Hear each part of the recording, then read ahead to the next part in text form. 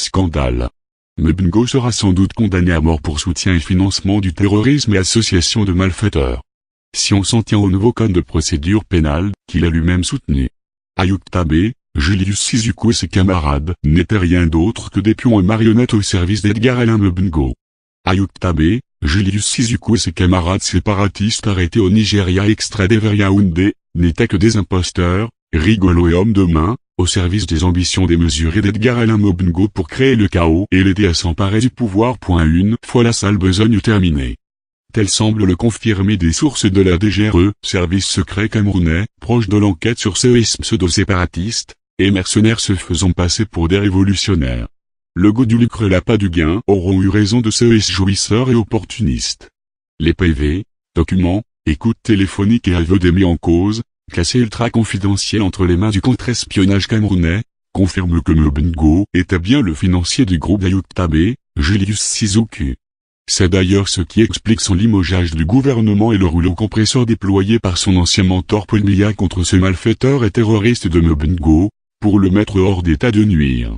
Nous commençons à comprendre pourquoi les séparatistes anglophones proches d'Ayoub Tabé fonctionnaient en autarcie, étaient radicalisés et refusaient d'infléchir leur position vers le fédéralisme pour rallier les francophones favorables à leurs revendications mais contre la sécession, comme nous du CCT. Ils nous évitaient d'ailleurs comme la peste.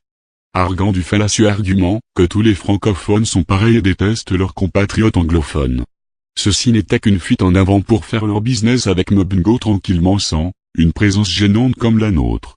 Les marionnettes avaient reçu des consignes fermes de leur parrain Mbengo, ne jamais se rapprocher de la bande à Junior Zogo, Patrice Nouma, Sem Zana. Des progressistes francophones incorruptibles et déterminés dans leur lutte pour l'émancipation du peuple camerounais. L'argent coulait à flot, et les imposteurs et pseudo-séparatistes se la coulaient en douce dans des grands et luxueux hôtels. C'est cet argument preuve à l'appui, qui a contraint le président nigérian Buhari de livrer ses imposteurs à Paul Biya. Ils étaient loin de se battre pour le peuple anglophone martyrisé. Ainsi s'achève le parcours de ces imposteurs et leur commanditaire principal Edgar Alain Mbengo. Le commanditaire de ces bandits, l'ex-ministre des Transports, essayera d'ailleurs de les faire liquider, au lendemain de leur arrestation à Abuja. C'est ce qui explique le grand secret autour de la détention de ces imposteurs. Mbengo ayant les réseaux, et le bras long. On peut tromper le peuple pour un temps, mais jamais tout le temps.